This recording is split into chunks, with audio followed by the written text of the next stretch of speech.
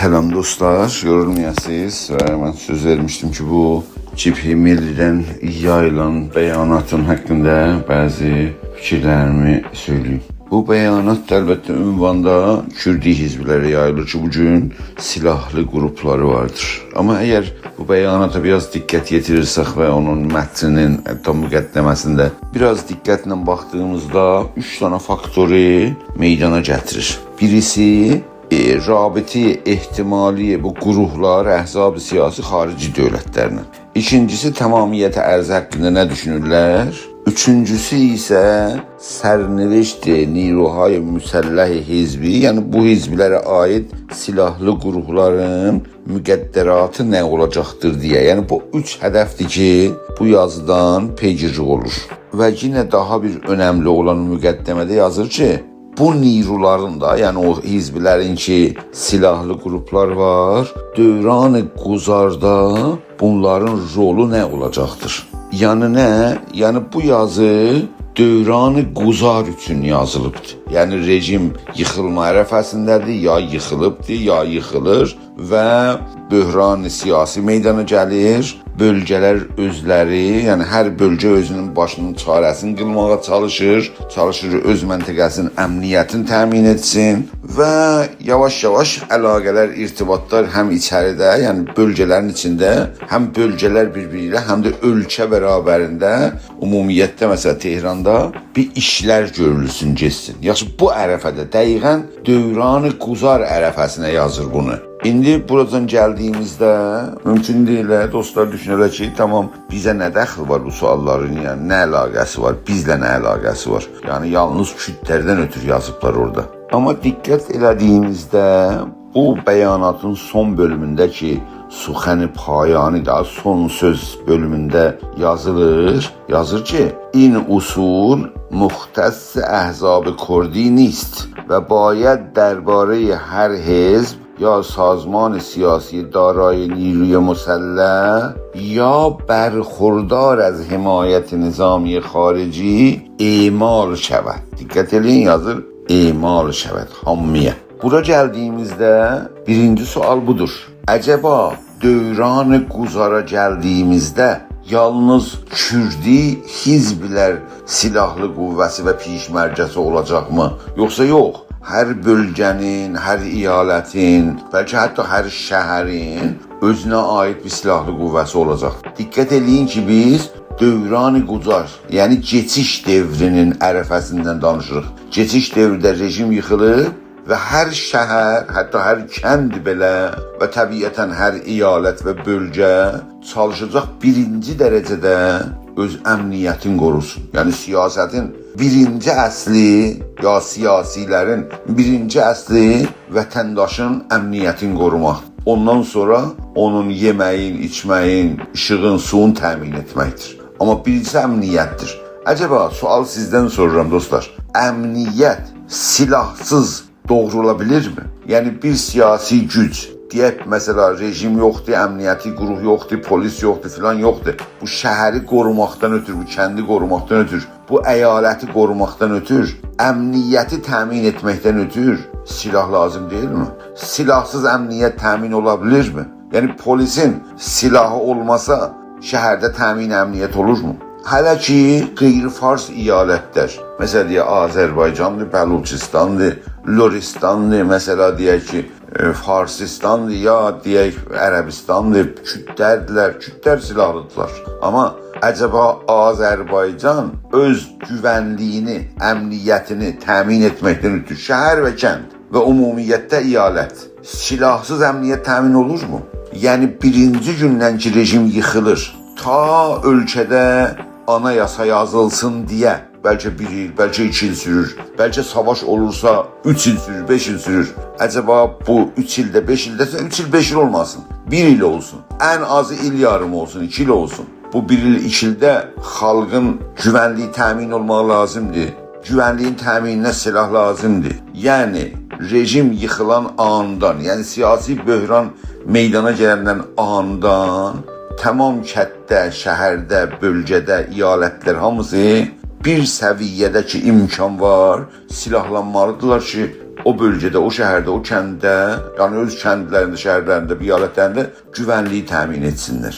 Hələ bizlər, yəni türklər Azərbaycanda mərkəzi dövlət tərəfindən hücuma məruz qalma təhlükəsi var yerində, qonşumuzdan hərbi təhdid var. Yəni Kürdlərin tərəfindən Azərbaycana bir iddiaların meydana gəlməsi, qonşumuzdan belə bir təhdid varkən Azərbaycanın o anidən ki siyasi böhran gəlir, yəni rejimin kontrolu Azərbaycanın üstünə qaldırılır, o andan həm güvənliyi, iç güvənliyi deyək ki, məsələ deyək bu çapqınlar, oğrular və natarazlar da onun qarşısını almaq üçün sənə silah lazımdır. Bir tərəfdən də Kürd tərəfindən, Kürd silahlı qurumlar tərəfindən bir təhdid Azərbaycana qarşı vardır. Onun qarşısında istər-istəməz Azərbaycanda 2 qat silahlı olmağa ehtiyacı vardır. Yəni bu bəyaniyyə, Cibhə Millinin bəyaniyəsi ki, deyir ki, bu bəyaniyyə silahlı qurumların rolunu aydınlaşdırmağa çalışır. O danışdığı ərəfədə Azərbaycanda həm siyasi qurumlar imkan daxilində və həm də xalq bir səviyyədə silahlı olmağı lazımdır. Bura gəldiyimizdə görürük ki, o keçiş ərəfəsindəki bu bəyaniyyə onun haqqında danışır, yalnız Kürdlər deyirlər, tamam bölgələr, özəlliklə Azərbaycan bölgəsində xalq və partiyalar silahlı olmalıdırlar belə. Buna görə keçiş dövründə, dövran-ı quzarda xalqların siyasi qüvvəsinin silahlı olmasını sorğuya çəkmə kimsənin həddinə deyil. Hələ qalsın Cibhə Milli ki, bir mərkəzçi, bütövçü, tamamiyyətxah, ifrati nasyonalist və xalqlara qarşı bir hizb olan, xalqların haqqına qarşı, xalqların öz məntəqələrini idarə etmə haqqını qəbul etməyən bir parti gəlsin desin ki, siz silahla nə edib, nə etməyəcəksiniz, olsun ya olmaz. Danışın əvvəlində dedim ki, 3 hədəfi məqsədi nəzərə alırlar. Birinci ki, bu partiyalar, mesela deyək ki, Azərbaycanın və ya Kürdistanın və ya Ərəbistanın partiyalarının İranda xarici dövlətlərlə nə əlaqəsi vardır deyə. Yəni, mesela Cibhə Milli və ya mərkəzçilər otururlar daima CIA ilə, Musadın nökərləridirlər onlar. Musada yalvardı daima Pentagonun rahrolarında gəlin bizi padişah eləyin, gəlin neyləyin filan eləyin. Daima da bu gitsən ərəfədə yalnız şahçıları da elə, qeyri-şahçıları da gitsən 30-40 ilin ərəfəsində milyonlar dollara qədər pul alıblar. Heç kəs oradan soruşmur ki, sən xarici neyrulə qardaş müamilə o müzakirədə neyinisən? Bu sualı verir bizə ki, biz sabahla məsələ deyə də bu böhrani dövrəndə məsələn Azərbaycandan və ya Türkiyədən məsələ deyə bir yardım istədi. Ya məsələ o keçiş ərəfəsində bir hadisə düşdü, bir yanğın düşdü, bir zəlzələ oldu, bir şey oldu. Azərbaycan kömək ehtiyacı oldu. İranın mərkəzi dövlətindən kömək imkanı olmadı. Mesela biz üzümüzü çörək Azərbaycan dövlətinə, oradan mesela yardım istəyək ya Türkiyədən yardım istəyək bu zəlzələnin ya bu noxoşluğun və ya bu yanğının söndürməsi üçün belə bir şey. Şimdi biz gələcək Cibhə Milliyə rapor verəcəyik ki, oturmuşuq bu danışmışıq ki, gəlsinlər bizim xəstələrimizə baxsınlar, yananları şifa versinlər və ya əgərsə bir təxribat varsa yardım etsinlər. Mesela ölüləri xərabələrin altından eşiyə çıxarda onu biz Cibhə Milliyə rapor verməliyik. İkincisi tamamiyyət ərzi məsələsidir ki, ayrılma filan beyman bizə dəxil olan bir mövzu deyildir. Biz federalist bir qrupuq və federalist qrupda İranda dövlət qurulması və Azərbaycan öz idarəsini, öz kontrolünü, öz öhdəsinə keçirməsi zərurəti vardır. O da yəni yalnız bizim iradəmiz və bizim istəyimiz deyil. İranın siyasi tarixinə baxdığımızda Ənsüstə Əncümənhay İyaləti vilayəti deyir ki, birinci bəndində deyir, iyalət bəxşi az məmləkət əz ki, darai dövləti mərkəzidir. Bəndində deyir ki, yəni bu iyalətlərin dövləti olmaq lazımdır, dövləti məhəlli lazımdır. Da biz demirik dövləti mərkəzidir. O qanunla deyir dövləti mərkəzi, biz ona deyir dövləti məhəlli bu adamların sıxıntısı və fişarının altında. Bir də hüquqi beynəlmiləl deyir. Yəni harda ki bir kompakt formada, füşürdə formada bir xalq yaşayırsa, o xalq öz məntəqəsini, öz iyalətini idarə etmə haqqına malikdir. Bu əsasda da biz təbii istərik və istəyəcəyik də ki, öz bölgəmizi, yəni Azərbaycan iyalətini ümumiyyətdə xalqımızın kontrolunda olsun. Yəni Azərbaycanda ümumiyyətdə də indi Da Azərbaycan, Qərbi, Şərqi, Ərdəbil, Zəncan, Həmədan demirəm. Yəni ümumiyyətlə Azərbaycan adına tanınan eyalət orada yaşayan insanın vasitəsilə kontrol olmalıdır. Təbii ki, orada Azərbaycanda yaşayan xalq hamısı türk deyirlər. Qeyri-türklər də orada yaşayırlar. Yəni Azərbaycana ümumiyyətlə Azərbaycanda yaşayan insan, türk və qeyri-türk insanı vasitəsilə idarə olmalıdır. Tehrandan təyin edən qrup və ya hər kəslə deyildir. Bu da çox normal və hüquqi bir haqqdır. Bu cəhətdən bizim açımızdan o tamamiyyət ərzi dediyində bizim sualımız və məsələmiz deyildir. Əgərsə o tamamiyyət ərzi bir əsli kimi xalqların haqqını ondan almaq istəməsə, tamamiyyət ərzi ilə bizim problemimiz yoxdur. Üçüncüsü isə deyir ki, bu qrupların, yəni bu siyasi qrupların ki, silahlı adamlar da var. Bu dövran-ı quzarda nə edəcəklər, nə rolları var, nəqşləri nədir orada? Silahlı qüvvələrin keçiş dövründə rolları bəllidir. Əmniyyəti təmin etməkdir. Polisin rolunu oynamaqdır. Bu əmniyyət və ya güvənlik iki açıdan diqqət mərkəzinə alınmalıdır. Bir Azərbaycanın içində əmniyyəti, çapqınlardan, oğrulardan və dediyim kimi nataraz adamlardan qorumalıdır Azərbaycanın içində. Bir də Azərbaycanın sınırların, mərzlərini də başqa əyalətlərlə qorumaq lazımdır ki, başqa əyalətlərdən silahlı qüvvələr Azərbaycana girib və Azərbaycanda güvənliyə ziyan verməsinlər deyə. İndi bu saat bu iki silahlı güc ki möhtəməldir Azərbaycan əyalətini təhlükəyə salsın güvənliyin. Biri mərkəzdən gələndən ordu filan, yəni mərkəzi dövlət tərəfindən belə bir qurğu içində də 1925-də necə oldu? Elə bir qurğu olsun ordunu Azərbaycana göndərməyə və ya ki qonşumuzda o silahlı siyasi partiyalar ki Azərbaycanda gözləri vardır və onlar silahlı müdaxiləyə təşəbbüs etməsinlər deyə o sınırlar qorunmalıdır. Yine qaydaq bu bəyanatın 8-ci maddəsinə. 8-ci maddəsində deyir ki, aya hakimiyyəti dövranı quzar bər sərasəri İran pəzirufdə xahat şud. Bizə deyil. Bizə də, yəni qeyri-fars xalqların siyasi partiyalarına deyir ki, bu hakimiyyət ki quracaqlar, Tehranda bir hakimiyyəti, dövləti, dövranı quzar quracaqlar. O dövranı quzarı deyir ki, qəbul eləyəcəksiniz hakimiyyətin İranın hamısına.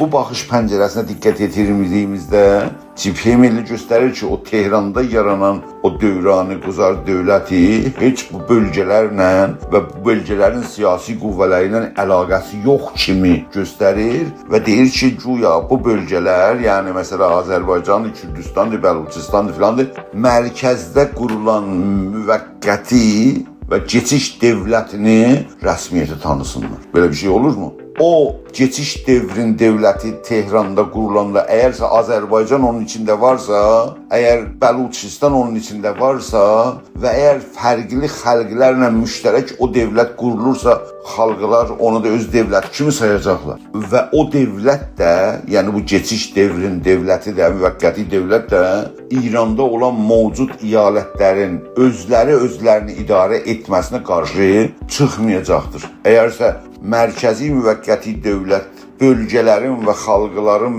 bölgələrdə öz idarə etmə haqqını rəsmiyyətə tanınsa, bir çəlişki yaranmaz mərkəzi dövlətlə bölgə və ya əyalət dövlətləri arasında. Ona görə o müvəqqəti mərkəzdə yaranan geçiş devrinin dövləti əgərsə İranda yaşayan siyasi qrupların demokratik çapda bərabərlə qurulmuş olursa və bu haqları rəsmiyyətə tanırsa, hər kəs o dövlətdə özündən biləcək. Yoxsa yox, özləri bir dövlət qururlarsa və orada mərkəzçiliyi, bütövçiliyi, nasionalizmi özlərinə idə və arman tuturlarsa, əlbəttə ki, bu iyaləti dövlətlər və ya iyalətlərdə qurulan siyasi partiyaların müvəqqəti keçiş dövləti o dövləti rəsmiyyətə tanımaz. Niyə tanısın? Bu cəhətdən bizim cavabımız bu suala ki, dövləti quzarın hakimiyyətin biz rəsmiyyətə tanıyacağı şərti budur ki, o hakimiyyət, o dövran-ı quzarın hakimiyyəti əyalətlərin haqqını rəsmiyyətə tanıyırsa, bizim də ondan problemimiz olmayacaq. Zaten bizim əgərsə orada nümayəndəmiz olursa, yəni bərabər o keçiş devri dövlətini qurursaqsa, ondan problemimiz olmaz. Amma olmursa, əlbəttə ki, problemimiz olacaqdır və ona qarşı müqavimətdə olacaq. Yəni bu gündən Cibhə Milli şərt alır ki, bizlərdən o geçiş devrin müvəqqəti dövlətini indidən rəsmiyyətə tanıyır. Bundan gülünc bir şey olabilirmi? Adını çəkdiyimiz bəyanatın 9-cu maddəsinə baxaq. Yazır ki, əcəba, yəni qoyun farsını oxuyayım. Aya میپذیرید که اختلاف درباره میزان تمرکز یا عدم تمرکز قدرت، خودمختاری، فدرالیسم در چارچوب گفتگوی ملی حل شود، نه با نیروی نظامی و ایجاد واقعیت سرزمینی با استفاده از سلاح. Çox çətin deyil ki, bunu bilək ki, bu deyil ki, orada silah olmamalıdır bölgədə xalqların və milli danışıq çərçivəsində. Milli nə demək? Yəni İran çərçivəsində danışıb və bunu danışıqla həll eləyək. Siz danışıqla həll etmək istəyirsiniz ya yox? Silaha dayanmaqla bu haqqı iddia etmək istəyirsiniz. Siz düşünürsünüz cavabımız nə ola bilər? Yəni əgərsə silahımız olmasa, siyasi gücümüz və hərbi gücümüz olmursa, mərkəzdə oturan qruplar Azərbaycanın, Bəluçistanın, Lorestanın, nəyin, xalqların və bölgələrin haqqını bərabər formada təmin edərlərmi? Sən qəbul edərlər sənin dilində, ana dilində təhsil olsun. Burasını çox uzatmayayım. Bax, bu gün mərkəzçilər qeyri-fars xalqları və qeyri-fars əyalətləri hətta bir qaşıq suyun içində boğmağa hazırdılar. Bir qaşıq suyun içində. Necədir ki, boğmuşlar da, yəni bunun tariximiz də var. Ona görə bugündən Cibhə Milliyə demağımız lazımdır ki, qanımızın son damlasına qədər bərabər haqq üçün İranda mücadilə edəcəyik. Xalqlar, xüsusilə Azərbaycan silahlı müqaviməti mərkəz faşizmin qarşısında o zaman tərk edər ki, yəqin edər və əlbəttə siyasi balans əsasında